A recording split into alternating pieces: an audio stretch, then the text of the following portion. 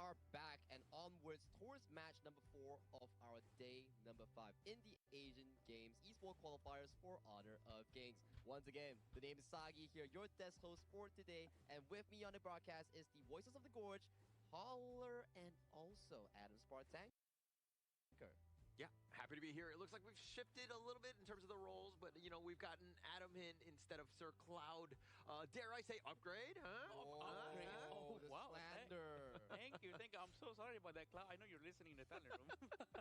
But it's going to be fun. It's going to be fun because we are going to go into our match number 4 between India and Saudi Arabia. I'm actually fine. I'm excited about this one. I think India and Saudi Arabia, right?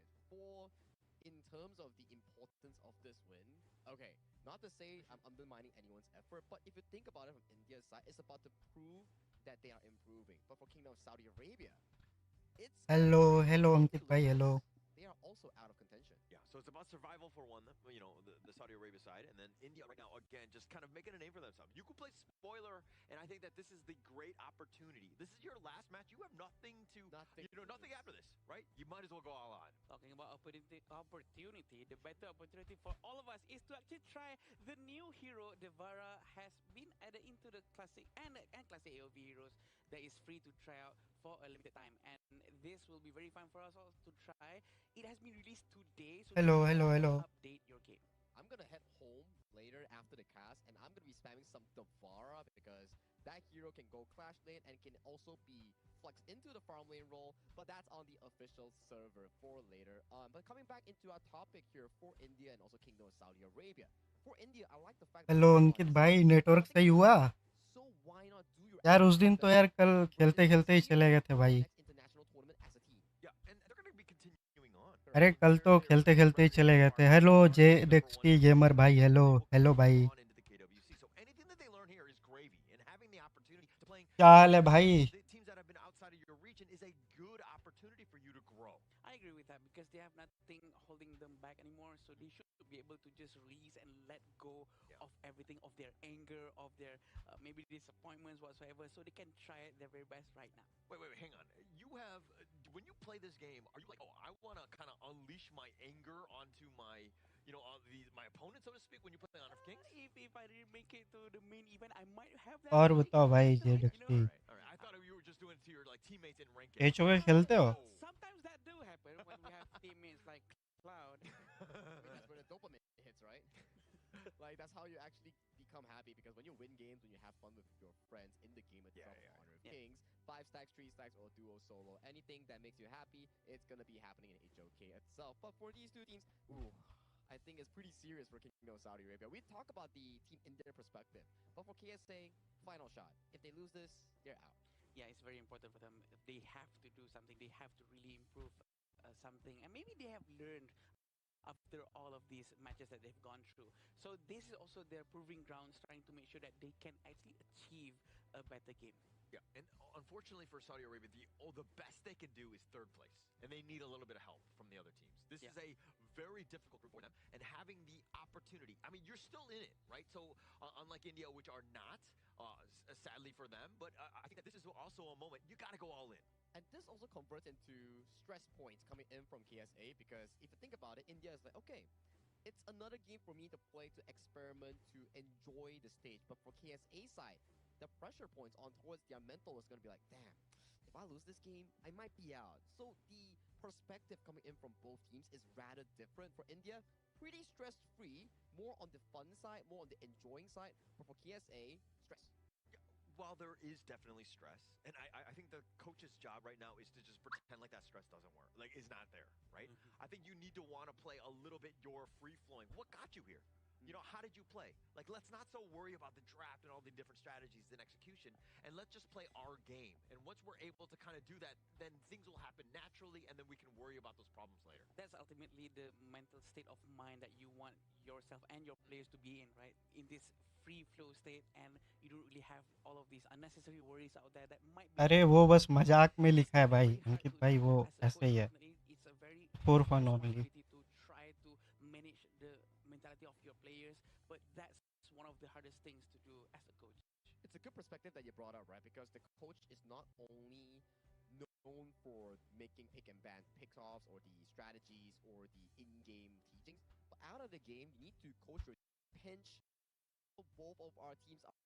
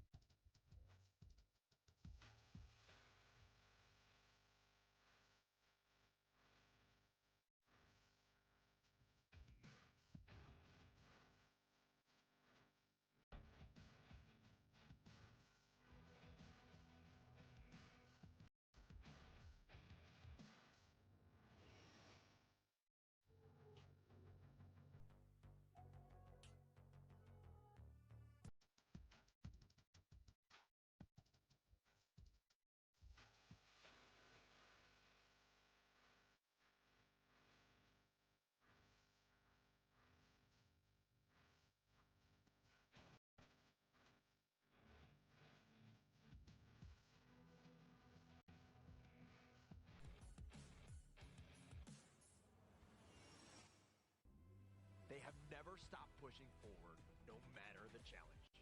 Though the road ahead has changed, their fighting spirit remains the same. They stand here with pride, ready to leave one final impression. Please welcome India!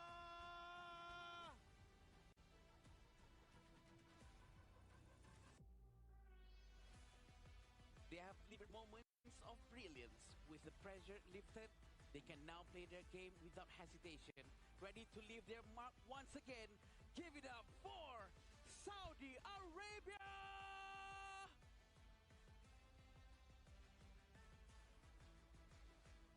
both teams with one goal right now. Find that first win in their respective groups. That one win will boost their confidence, not only for today, not only for this tournament, but for the future of their career in Honor of Kings. Yeah, and actually being able to kind of win, get that first international win, that's going to be huge for them. But it's going to be made up of Team India here: Ashish, Ainul, Harsh, Ayush, and Akshaj for all five. We've seen them time and time again. Harsh has been made some serious plays, getting a stolen Tempest Dragon, has been able to pick that up. But Ainul also has been the guy, at least from the jungle. He has been the main guy coming in, right? As you would mention, the guy that always plays the high-level mechanic heroes like the Arlie, sometimes lane swapping with Ayush. So Ayush and Ainul, they are both really flexible in that sense. But for me, I will want them to grow further as a player by specializing in their role, becoming this, I wouldn't say perfect player, but flexible player that is able to have a deep and diverse playstyle and hero pool. Yeah, definitely. And let's see the lineup coming in from Saudi Arabia. We have Faris, Anas, Muad, Ahmed, and Muhammad. And for this specific roster, right, coming in for the Kingdom of Saudi Arabia, Mohammed and also Faris, they often change their roles between each other. Sometimes Faris will go to the roamer role and Mohammed will go into the Clash Lane role.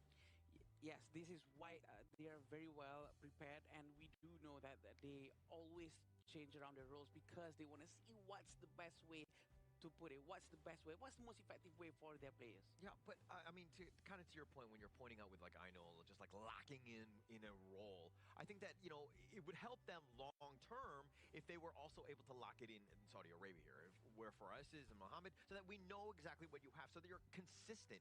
Changing things up can add a little bit of turmoil to a team. Yeah, this is the exact thing that I want to point out, right? Whereby if you're consistently swapping roles left and right, yes, it proves that you're flexible, but in terms of the overall specific role mastery against your opponent who day and night trains in the same role, it's slightly different because it may not match up to the same level here. Maybe you cannot see it now, but in the future, when the games are even tougher, when the games are even more high stake, that's where it starts slowly coming out to be a focal point for both teams. I agree. It's definitely gonna affect you a lot in the long run because you don't really collect that experience accumulatively enough to go against someone who is purely on that specific role. But again, probably maybe still very early on for them. They still trying to see if okay, this guy's attitude, this guy's gameplay, his character, is he the best to be playing at that specific role, or maybe we should move him around. Maybe the coach have that kind of mindset. But do check out the screen though. These are our most banned heroes in the Asian Games Esport qualifiers for Honor of Kings. So far, Mai Shenui has been the top ban with a 34 count, and then it comes down to Guan Yu and also the Dahlia. Hence, we don't see much Dahlia nowadays. Yeah, it's completely being consistently banned out. The Dolia one is definitely more about the general strategy. Mai is about tempo. Guan Yu is about that game-changing team fight abilities that he has. So again, very good in terms of having those 3 bans because they can literally change this game here. The pattern of these heroes that's being banned is always heroes that are annoying in general because it's very hard to deal with a fast Mai Shiranui, a very fast Guan Yu players that have a high mechanical shielding. I think it makes sense why we would ban these kind of heroes. And Mai Shiranui has been one of those mechanical heroes that you talked about, that if you play it well, you can really showcase its effect. But when you don't play it well, it's more or less a negative point coming in for your team roster. Do you actually realize that both of the heroes, the first and second hero, Mai Shiranui and Guan Yu, actually is a hero that doesn't need mana and also doesn't need any too much of energy consumption. All they have to do is just focus on the cooldown and all that, so they don't have that kind of a problem, probably contributing to why it is oftenly picked. It's that's their cost, right, Caller? And as we go into the pick and bans here for game number 1, this is India on towards the blue side, banning the Mai Shiranui and also the Yu Huan, while KSA locks away the Diadia and the Arlie here. Maybe we might see a Guan Yu or a China first pick coming in from Team India. Definitely open, but they're going to go with the Zhang Fei. And one thing to take note of, India banning out the Yuan, this has basically traumatized the India I squad. know, This right? hero has just completely dominated them when it's been on the opposing side. They're like, no, we're going to shut that one down. It's definitely a hero with a lot of capabilities, right? The unending sorrow, healing you a lot. So maybe sometimes instead of banning, maybe they can try playing heroes like Ninja to reduce the healing instead. I like the idea, right? The built-in healing healing reduction effect coming in from the Nissa really serves a role in cutting down these large healers like the Diadia, like the Byron, for example. So maybe that's a consideration that India can actually venture into. However, they do lock in the Xiao Qiao for the side of Harsh in that mid lane and pick up the Chano coming in from Ayush or Aino in that case. Yeah, and it looks like Saudi Arabia here going with the Byron and the Diadia. I think that these heroes have been criminally underplayed. They add quite a bit in terms of like the laning phase. They have a lot of control. Yeah, you want to jump to the back line, but how are you going to deal with both of them who have a ton of CC? This is a nice 1-2 combination. Plus now you got the Musashi on top. Yeah, that's the question, right? And also probably they will try to handle that amount of CC with their own version of crowd control coming in from Zhang Fei, hopefully. But having Musashi on the line, they're going to be able to stop any terms of health regeneration coming in from India for about a couple of seconds with the duel to death. And as of now, it's not going to be a good idea for India to take any assassins for the jungle, I think, Sagi.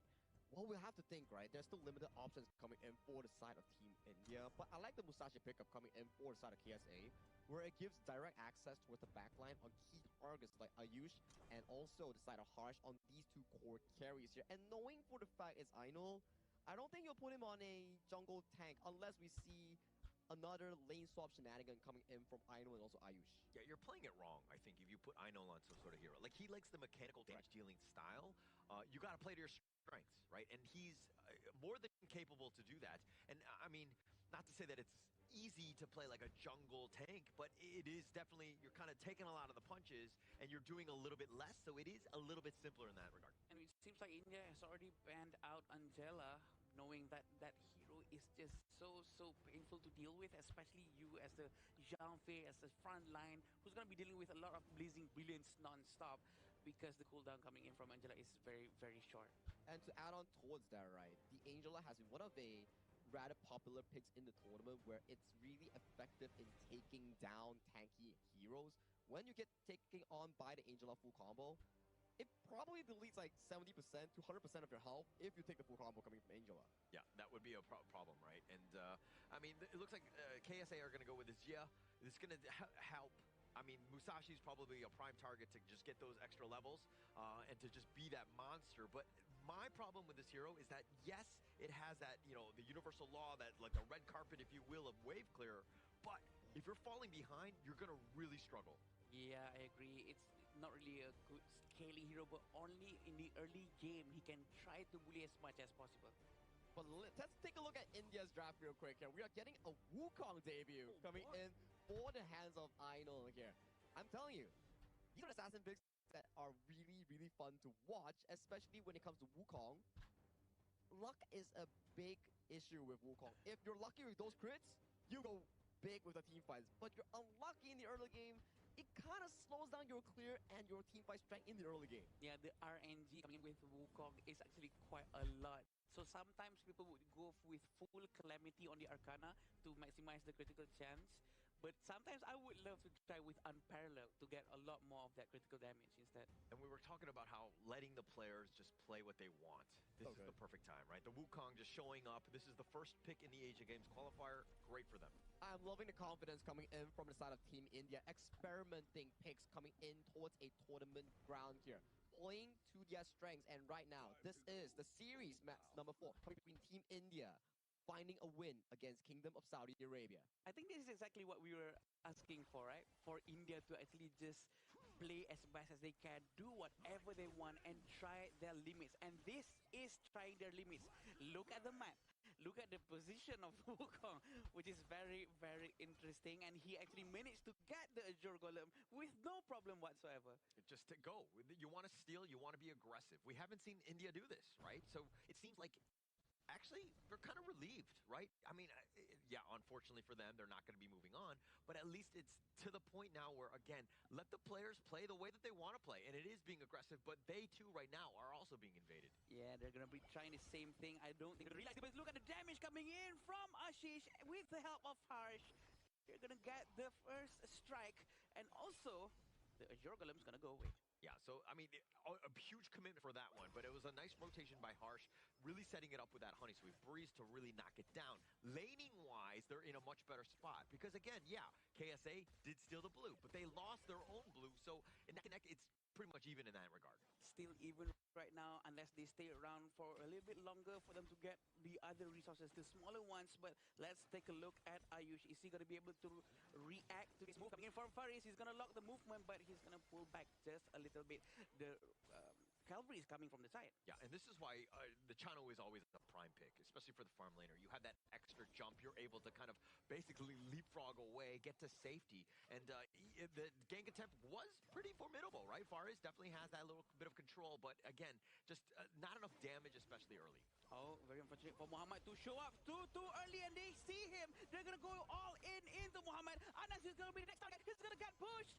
Ashish is so relentless. He's gonna find Faris. Faris gonna be struck down as well. Double strike for him. They're gonna go for Ahmad, and Akshad is tanking all the damage from the tower to allow his teammates to go all in. That could not have been a better play by Ashish there, right? With the Guan Yu and why he's the like top 3 most banned, because the way that he's able to get on, and you'll see it in the replay, he's lurking in the top, comes in, perfect Razor Cavalry, sets it up, Soaring Green Dragon onto 3. Again, just everybody else is just rushing it through, and literally, it's a drive-by, finding Ferris as well, taking them all down. KSA had no chance, especially with the numbers. And again, just a very aggressive play by India. Let them go. No chance whatsoever. And Ashish actually just walked and galloped from top lane all the way down to the bottom lane. And let's see what he's going to do to Ayush. Ayush managed to survive that. But they did manage to get Zia in the mid lane. It's going to be a bit of a problem for Anas. Maybe when he got hit a bit too much. But look at Muhammad. He's going to try to get this damage quite a lot, but he's going to be able to survive that. Yeah, it was very close. The dual death was used a little bit early. I felt like he might have saved that, because when he gets the Honey Sweep Breeze off, and unfortunately he did get hit, he was able to kind of walk away, but you save your dual death to the very last moment, and then you're able to go and secure that kill. Unfortunately for him, again, Harsh with a little bit of an outplay, just staying alive. It's very interesting to see on how they literally just leave Ayush at bottom lane without any problem whatsoever, and they believe and are very confident with him to actually survive anything. But can he survive this? Muhammad's gonna go down in the hands of Ainul. Yeah, so this Wukong, this is a problem, right? Like the amount of crit and the way that he's able to find you. And finding Muhammad, best case scenario, he's the other jungler, right? You slow him down and it comes off of his expense. Umbrella Outburst connects. Anas goes down. How many times does Anas has to go down? So many times. Very unfortunate for him. His roam is actually quite far, and they're gonna go directly to the Tyrant. Yeah, and Akshad just like, buddy, I need help. I don't have any damage. I mean, yeah, I can take this Tyrant here, but it just really, again, just setting it up for Ino. India right now, finding that fourth gear, if you will. They're off to a racing start, and it's not even 5 minutes in. Yeah, within 5 minutes, they have 5,000 gold in front. This is very, very aggressive coming from them. It feels almost unfortunate that they didn't try something like this before, which is very aggressive with the Wukong going in, invading very early. I think it's a very good gameplay from them. Yeah, okay, I'm going to say, hey, let the past be in the past, my friend. All right, we've moved Yeah, on. Okay, all right, it is what it is, and I think that, no, India, this is where, again, you've got to let them fly. Let the bird out of the cage, and they're playing well. They're up 9-0, finding all the right pickoffs. They're positioning, and they're looking to rotate in the top lane here, potentially going for another game. Akshat is still trying to see if this is the right move for him to go in. But we have to remember, Madness hasn't been used just yet. He's still not full. He has to collect it first. That's the downside of Zhang Fei, and he's gonna pull back just a little bit with 5,000 gold in front. Yeah, I have a Madness for Akshaj and I to fill that bar, okay? I think that we're going to be able just fine. It's just a matter of time before they get it. But again, once they do, that's the team fight. Look at KSA right now. They know that they're behind, but they're grouping up. This is going to be less farm on the map. Duel Through Death has hit him, and he's gonna try to run away. Ashish is still okay. He knows that he's a little bit of danger, and 4 people is still nearby.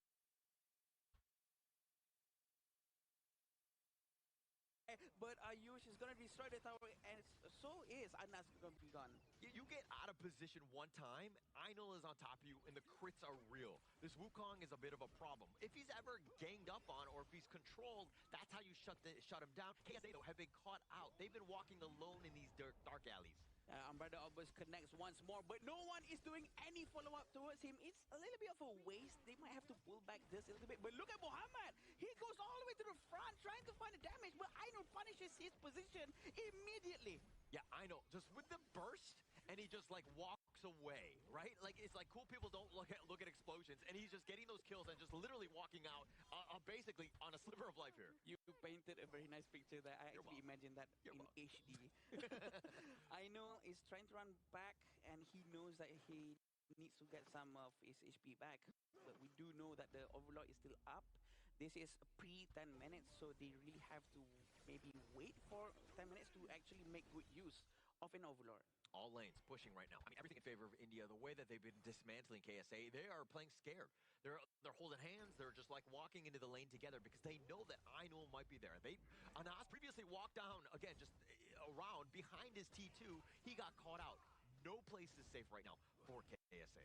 Quoting what Sagi said just a little bit just now, right now, Wukong's critical chance is looking very nice. Everything that he hits, it all procs the critical damage. It's a lot, and it's working very well. And that's what you want to continue on. I think that, you know, Ainul has just found the right moments. He's got a huge level of advantage. Now stun. The Umbrella always really connects. 2 of them go down at the same time. But look at Ashish. Is he going to try to get Anas out? No, he's not. But 4 of them has went down. They're going to get the last strike or not. It seems like they're just going to play it out for a bit until the minion comes in, and they're going to try to finish the game. It seems like a very quick one for them. But it looks like the ultimate from Zia actually managed to clear the minion. He flashes forward. Even though there's no more minion, the Vanguard is here. His teammate is coming back alive. Will they be able to protect the crystal? The ultimate from Zia once more. And they're going to go in. Muhammad's trying to defend. Muhammad's still alive. And Ashish is running away. He got smite by Muhammad. And they're all still trying to scurry away. But they're still okay. They tried to force it out. It didn't happen, Holler. Well, let's be very honest. Even it looks like Ainul will somehow stay alive. Didn't get a pick up on that one, but that was he was fighting 1 versus 4, which is kind of crazy. But I mean, India. Let's be very honest. I think we all would have just stuck around. We all would have looked to end. There was only a Nas left. And if we're checking this replay, I mean, yes, the crystal is wide open, but here come the reinforcements. It's still too early in the game where the respawn timers are too quick, and they're fortunate that they only lost Ayush. And they have to remember, they have a Zia, right? So Zia is a very long-range hero. He's going to be able to clear the waves very quickly with no problem whatsoever. And fortunately for them, that's the only hero that was still alive, thanks to him being weighing down just now. Yeah, Anas, I mean, Zia, the old and wise man, somehow able to kind of salvage, at least for now, which is buying time, right? I think KSA, they're fortunate that the game didn't end right there. It was more about the minion waves, but again, Anas was the way he was able to kind of take down those waves. waves, that's what kept them alive. Look at Akshaj. We all know that we can expect another Umbrella Opus is going to be used trying to start a fight for sure, but Ashish is going to try to do a follow-up. Umbrella Opus has been hit. They're going to try to get the back line. Ashish is going to pull all of them out, and the crystal will be destroyed. False hope, if you will, right? I think that there was one hold, but it's just too far behind. There was really no way for KSA to come back into this one. Where was this India before, man? This form is absolutely insane. Good plays all around. Very, I would say, proactive unbridled outbursts coming in from the side of Akshaj on that Zhangfei. And I know that signature pick on the Wukong, that was a eye-opener here with those crits. We need more Wukong. We need more Einl on Wukong. Agreed. I think that's the biggest piece. It was a good change of pace for them. I mean, they're being able to set it up. I mean, yeah, they're happy, but it's just one game, right? They haven't won the series, but the way that they did it has got to be a little discouraging if you're on the KSA side. I think this is because they don't have that pressure anymore. There's no one breathing down their neck. I think this is what makes them feel a lot more free to do anything that they want. And it's being reflected into their gameplay. And they actually try insane, crazy gameplays in the early on, and it actually worked. I think it's valuable experience nonetheless, because for Team India, these are the moments that you can actually gather that confidence and convert it into other tournaments, regional pro leagues, or even for your personal life itself. And I'm proud of them. In this game one itself, they did express one of the best gameplays so far that India has to offer.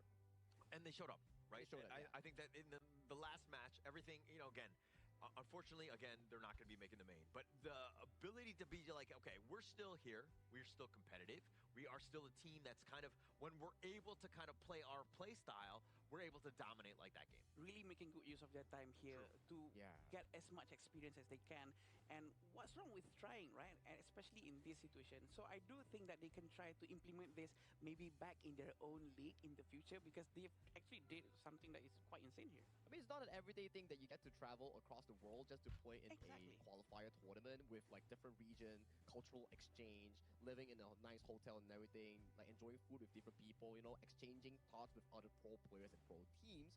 So I think it's a good start coming in for India, and also we need some new stuff coming in from Kingdom of Saudi Arabia as well, because like we say, yes, it's over for India's approach in going to the main event. But for Kingdom of Saudi Arabia, if they can clinch back this series, they still have a shot. Yeah, and Einl, every single time when he's on that Wukong and he's just like deleting hero, he's just like cultural exchange. He's like smacking them all down, right? Because he was having such a field day. He was enjoying this hero, and you could tell why this team was starting to hit their groove, because, again, letting them play, they were being very aggressive, and we want to see more of India playing like this.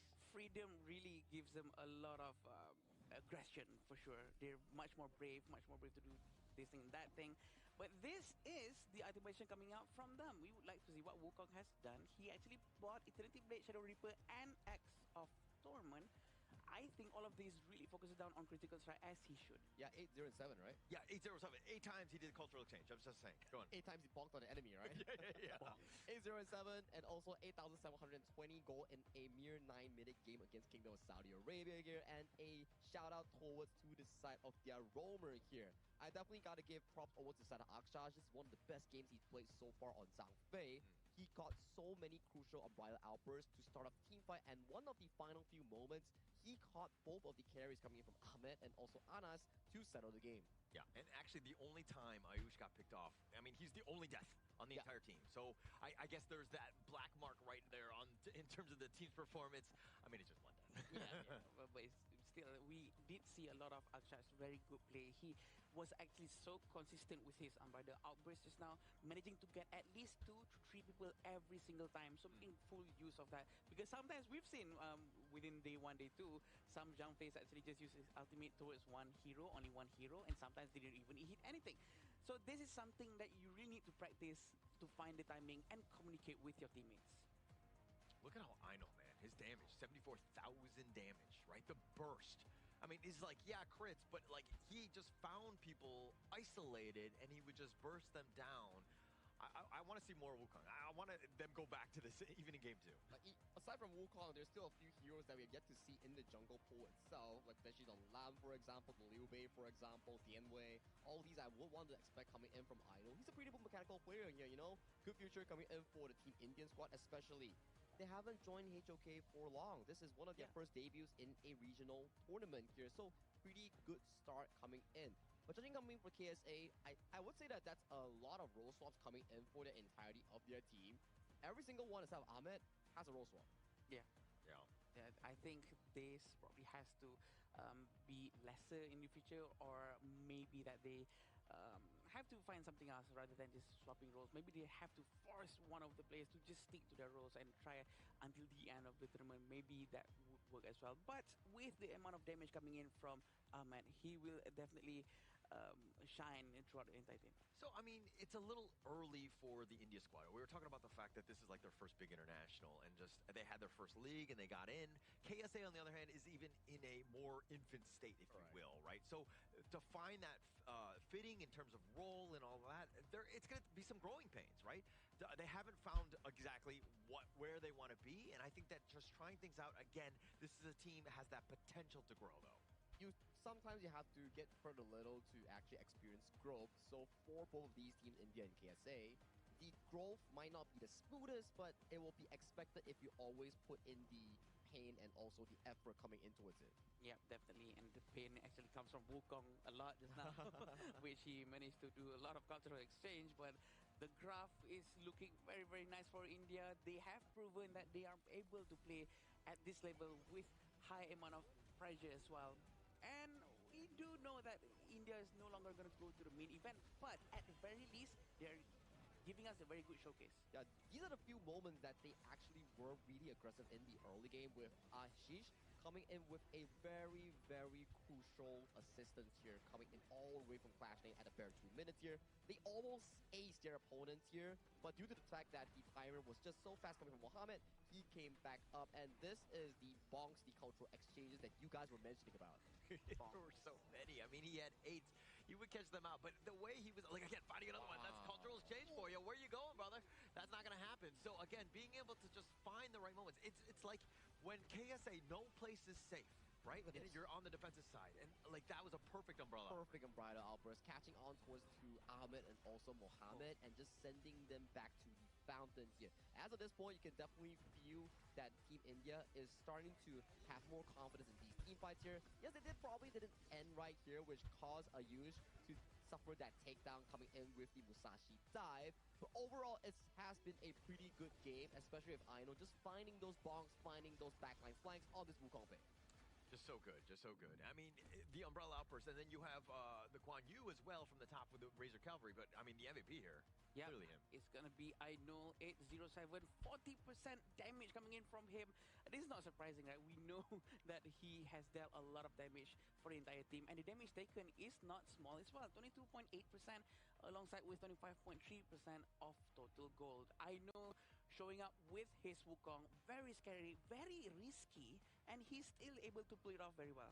I think so as well. It's a very mechanically difficult hero coming in for the side of Aino here. And I like the Wukong pick, right? Yeah. It's non-conventional, but if you put it in towards a jungle counter where he did in level 1, because of the fact that Wukong spell 2 gives you that execution mark that you can hop on towards the jungle monster and execute it at about 15%, which technically outsmites most of the junglers in this patch. Yeah, and actually, they started things very, different.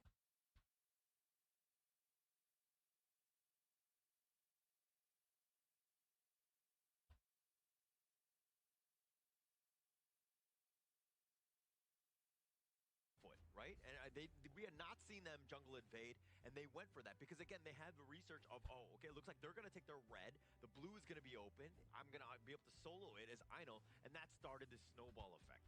Which is very nice, right? Because we rarely see that from India, especially to have that confidence to actually go sort of blindly into the enemy jungle and try to steal one.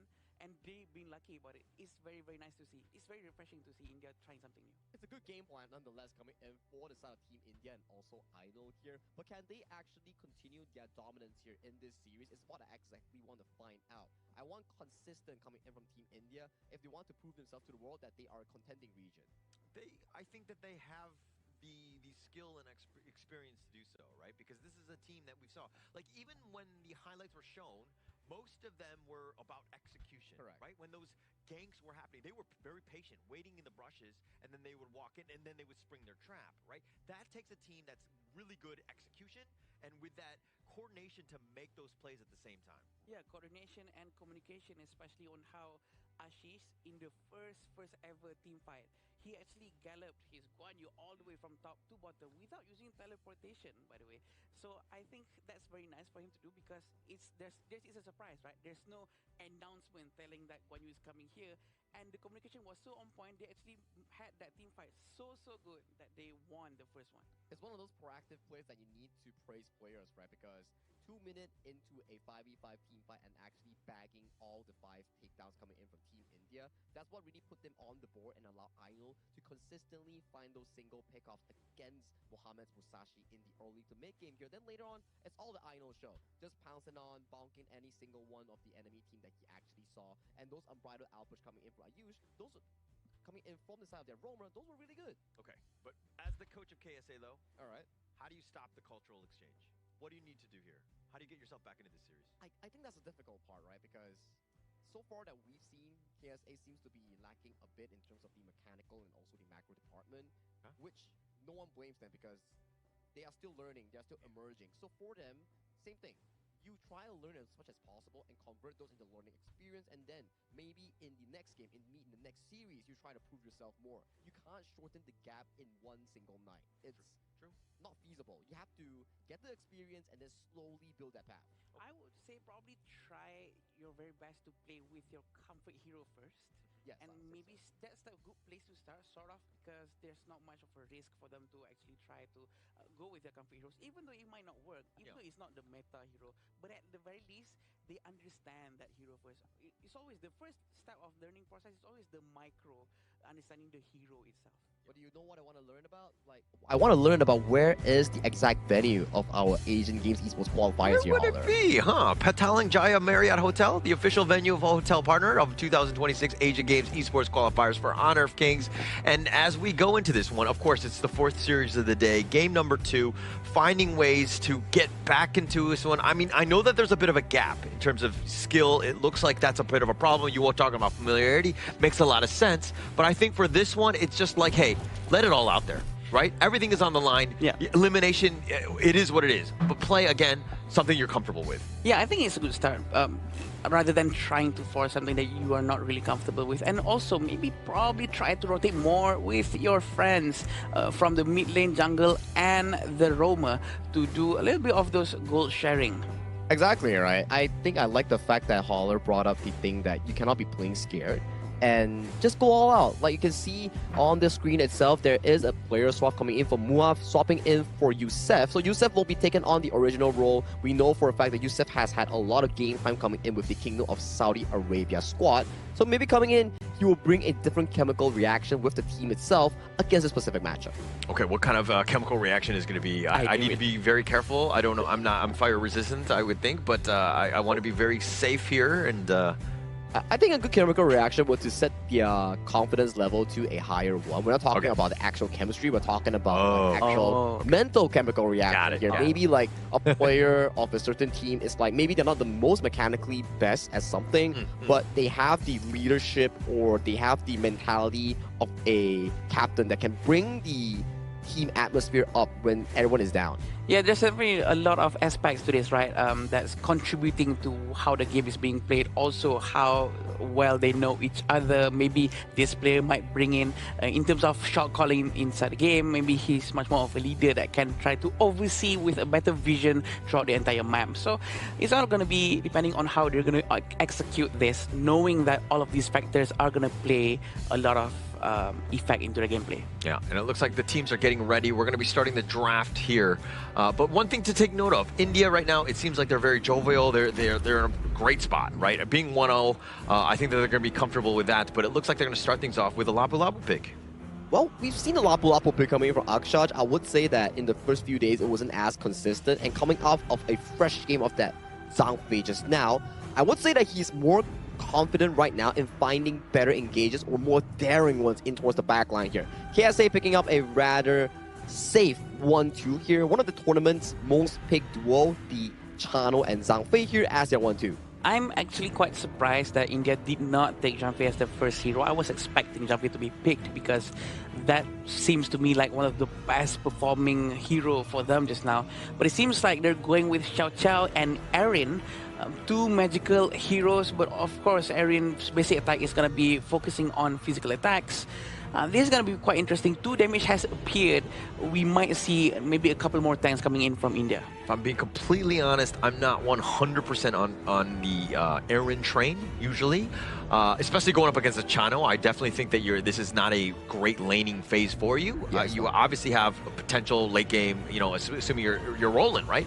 But it's not going to be easy. So it comes really back to like Ayush. How does he play with this one? Again, he's not the guy. It's mainly been Ainul to really setting up this team for success.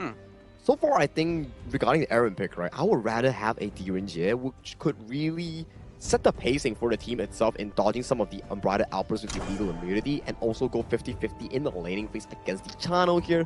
But maybe it's a confident pick coming in from Ayush because we have seen him pick it multiple times in this tournament. He's comfortable on it, yeah. Yeah, coming a little back towards what Hollow just said just now about Erin, I do agree with you because Laurel Bloom, if I'm not mistaken, can also shoot its target towards the Spirit Wolves, which might be a waste of the projectiles coming in from Erin's ultimate. So I agree with Sagi as well, because Direndi might be the better pick here. Oh yeah, then KSA comes in here, locking in the Nurza here as one of the... I would say Nurza has been skyrocketing in popularity recently, man. Like, out of the last 2 days, it has been increasing more and more appearance rates here. Yeah. And you can start to see the confidence oozing out of Team India here. Molan, second pick of the tournament here, and also Xuan Ce, our first one of this Asian Games qualifier. Oh, going with both. I mean, both of them, the first pick for both. I mean, why not at this point? We were saying, hey, let the birds out of the cage, and we're seeing it, right? Across all the different roles, and going with both of them to kind of go into game 2. Pretty interesting picks here. I think you're going to like this, Holler, because Xuanche is going to be very interesting on how the gameplay might be a little bit similar towards Wukong because the damage is going to be all focused on critical. So, you know what? More or less the same. I'm for it. I'm for it. Let's see it exactly. And as we go into this game, any final thoughts before we go in? Final thoughts, I want to see this Xuan Ce pick shine once again. Back-to-back first debut picks of the jungle with more assassin picks here coming in from Ainul. He is trying to go out with a bang. With a bang indeed, and this is going to be the second game between both of these teams. I'm pretty sure India is on fire right now, and they're going to try to prove to us once more how they can perform very well with Mulan and Xuanche and Xiao Xiao. It's going to be quite fun, very fun indeed. Yeah, it definitely will be fun here, but the lineup, okay. When you're talking about the Neza, you've got the battlefield command from Manas. It's like the delivery system, right? 2 people right on top of you. That's the initiation that you're looking for. The problem, though, is that if you're looking kind of at Faris and Yusef, well, both kind of immobile, not as fast. So the synchronization of the team fight, when they do happen, when he does try to go for that launch, you got to be on point, right? You cannot be slow, you can't be early, you got to be right on time. Yeah, you can't go one by one. I totally agree with you. But again, exactly like what happened in the previous game, India and KSA, both of them actually traded their blue buff. Azure Golem is going to be swapped, but it seems like he's going to get caught here. Stun has been used by Janfe. They're going to go in and try to get Faris. Faris might go down right now. He might overextend just a little bit, not expecting there's going to be a cavalry arriving to back up India at the bottom lane. Oh, I know. Just styling on all the heroes that we haven't seen. Again, just letting the man play those, like, the heroes that we, again, haven't seen, right? That hook was perfect. And the fact that Faris was in a bad spot, I mean, it was just the perfect setup. And again, why India is doing, or they're in the driver's seat here. She's actually manages to survive that execute, and he will try to recall first. But again, Xuanche's skill set is really, really confusing sometimes to people who hasn't seen it before, for sure. He's going to be able to sort of hook and like throw them to his back and make sure that he hits them. But the damage actually comes from basic attack, which hurts a lot. And that's just another hook, right? Just setting it up, just out of control. Muhammad just in a bad spot, gets hooked again. Ainul just playing with his food. The damage is a lot. And we can see on Faris, he's not ready yet. He doesn't have his Umbrella Outburst. He's still at level 4. But look at Harsh. Harsh is still ready to steal this jungle, but he did not manage to do so. Ahmed managed to land the last hit. Actually, Fariz is not level 4, so he's not able to use the ult, even with the madness that he has. So they're going to need it soon, but he doesn't even have it at this moment. They're all grouping up at the Azure Golem. Are they going to try to force it out? No, they're not. They're going to be much more safer than that. With the 2,000 gold lead, this is quite early for India. I mean, they just hit the 3-minute mark, up about 2.5k. Really sets up with Einol. Like, his ability to farm, ability to execute, and to find players. And they found Yusuf in the mid lane. This is looking disastrous for KSA. Yusuf is going to lose his hero in a bit, and I think it's going to be quite problematic for them. This is not the first time that the mid lane of KSA is going to go down. Previously, it was Anas, but right now Anas has changed his role, playing at Clash lane. He's going to try to run away. Ashish is gonna try to pull him back, but the Battlefield Command actually saved him. Yeah, it definitely did save him. I mean, that's one way to deal with the hook, but a way Einol was able to kind of get that initial hook, now you're threatening. Look at, he's just diving the back line. Yeah, he's really going all in, no problem whatsoever. Muhammad is still trying to protect his teammate, but Einol is so angry. Anas is gonna go down as well. Muhammad almost got hooked, but he is all right. Oh my gosh, I know how you like a good hooker, Adam. And I mean, Einol's just been on point, just hitting him time and time again. The only one he didn't get was that last one because, again, the speed, that just barely out of range. I mean, but Einol's completely styling here. Yeah, they're going to go to Titan right now. Titan is going to be started by Einol, definitely. But Einol's HP is actually quite low. And Fari is not going to do anything because it's a bit too risky, especially when there's 4,000 gold difference. But we haven't seen any movement coming in from Muhammad. Yeah, we haven't yet. Because he hasn't had that space to really kind of, you know, feel comfortable enough to go in. Einol's at half, though. Misses the hook there. Oh, okay, it is a good hook, but it didn't hit. But it's going to try to take Muhammad. Muhammad's going to go down, and Muhammad is actually building a full physical item. So this is why he is extremely squishy. And I'm not sure if this is the best decision that he has. It doesn't look like that. Einol has almost all the buffs as well, so his ability to just take them down. Ashish, even in the top lane, getting that solo onto Anas. This is looking rough. KSA right now, they have 1 kill to their name, but mainly they've lost their jungle and falling way behind as they're down 5k. Extremely way behind for sure. How are they going to try to win this out? Ahmed needs to farm as much as he can, but how can he farm when Ashish is all over him all the time? And they're going to try to get him, but Ashish is going to be able to run away with no problem whatsoever. Oh, that was one where they actually had him in a good spot, but then Muhammad tried to go for the Skyfall way too late. Damage is quite high. Faris is still okay. He managed to run away, but look at Ashish! Oh, he missed his first kill. He wanted to slash, but look at this. A very good Raging Sea hitting both of them, and Anas cannot help him at all. Cannot help at all. And I mean, this is where the wheels kind of fallen off, right? Muhammad, he wants to be aggressive. He wants to be skyfalling your back line, but he is getting jumped, and he doesn't really, I mean, he's pretty much a melee creep just trying to jungle at this point because he's not able to get anything going. He is so far behind. I mean, look at the goal. Yeah. He's second from the bottom. Second from the bottom, indeed. They're going to try to focus down on the high ground tower. Are they going to force it out? A very high damage coming in from them. At least it seems like Anas needs to pull back just a little bit. But again, the Ninja, Muhammad, with a full physical build, he's not going to be able to use a Grand Skyfall to the back line. Can't. I mean, how can you, right? The way that they're even grouping, it's almost like, you know, a terrible decision to go. And taking the bottom T3 here, India right now just like taking over this game.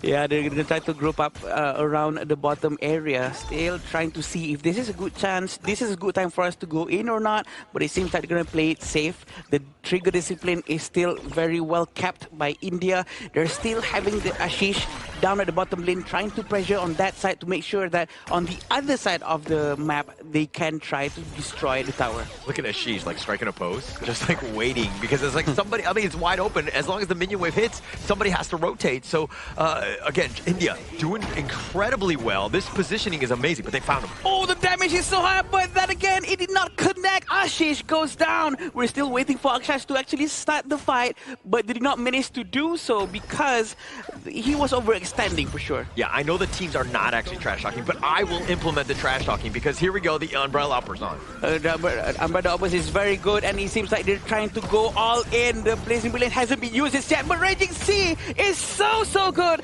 Double strike has been done, triple strike in fact. They're going to destroy the high ground tower, and I'm not surprised that they're going to be trying to destroy all the way into the crystal. No one's going to come out in time. Still waiting for the minion who has been slowed by the debuff coming from the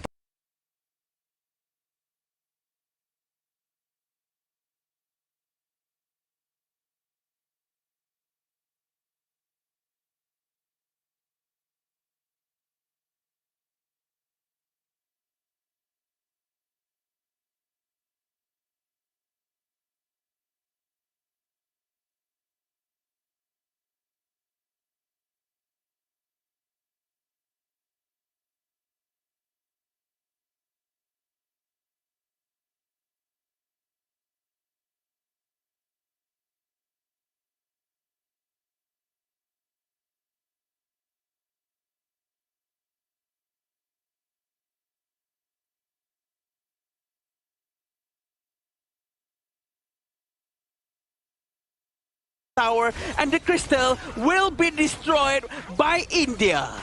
Lionel just doing everything right on this one. I mean, he was just like letting the Sage's Sanctuary pop.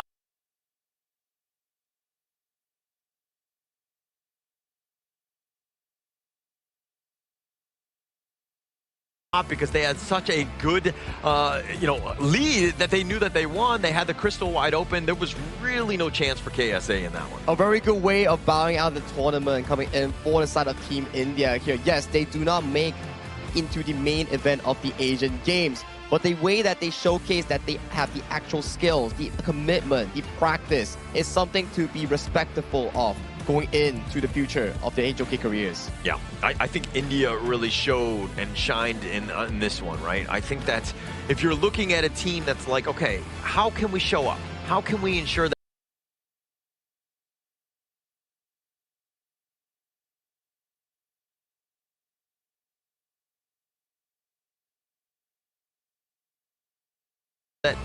we make a name for ourselves? That's the way to do it. India right now, they looked phenomenal in that series. Very, very phenomenal for sure, and it seems like they really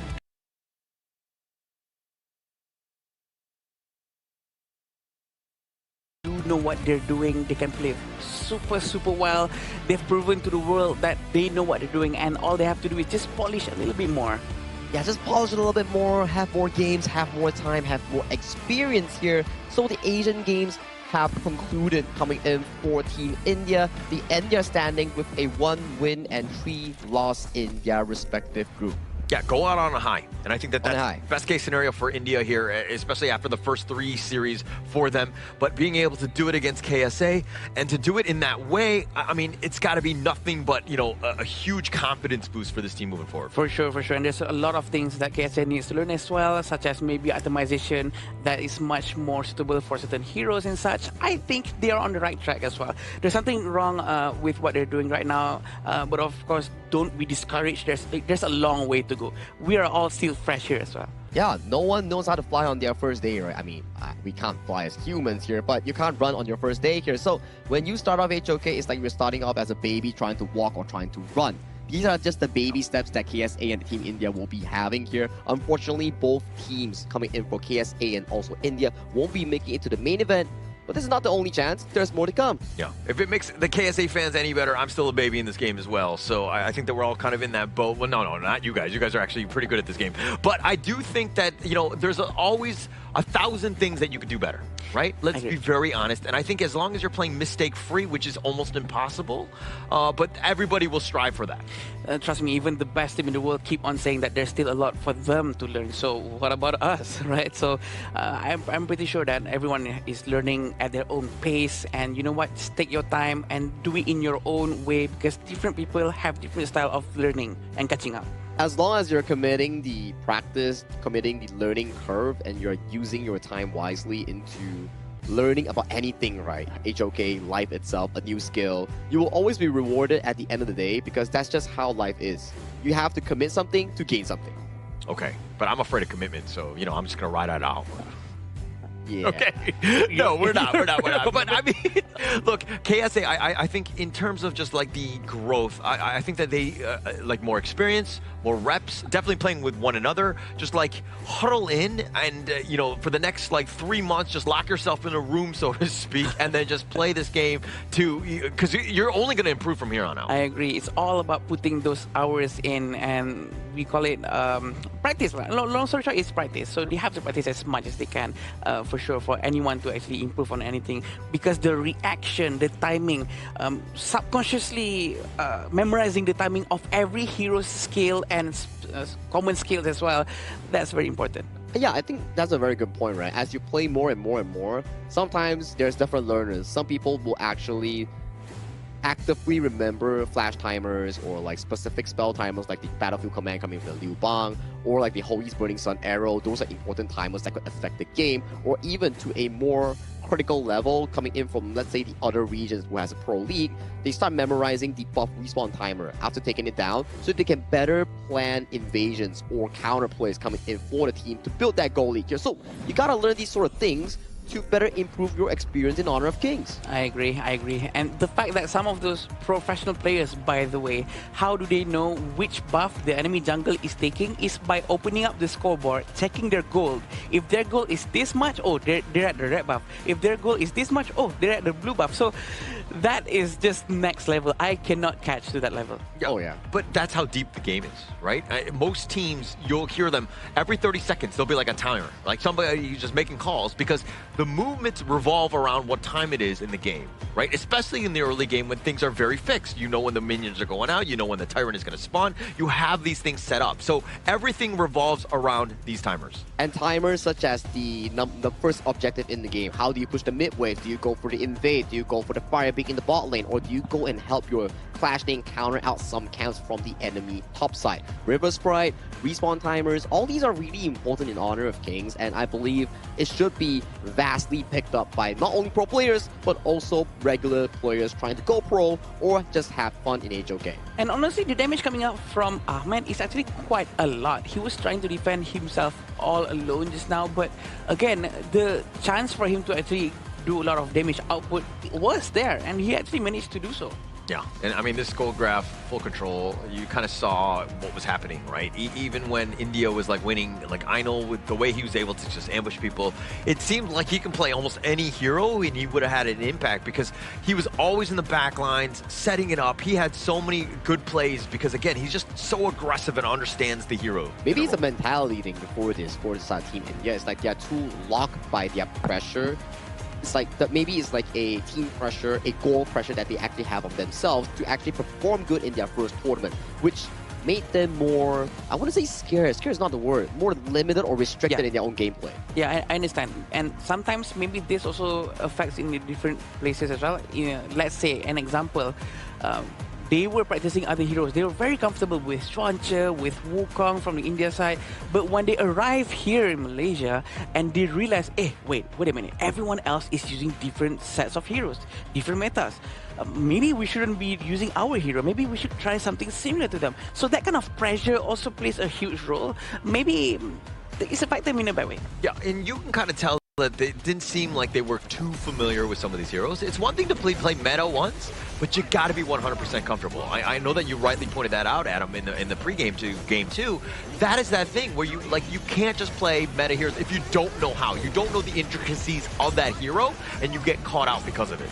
And these replays coming in from Einol, just casually landing those hooks and flipping the enemy team going into his own team, is giving me PTSD from all the peak tournament Shense players I have been meeting here, and I don't like it. But he's definitely a master of this pick, and he is playing really, really well to bring his team to a comfortable lead from start to finish. There's always that one Chuancha that is just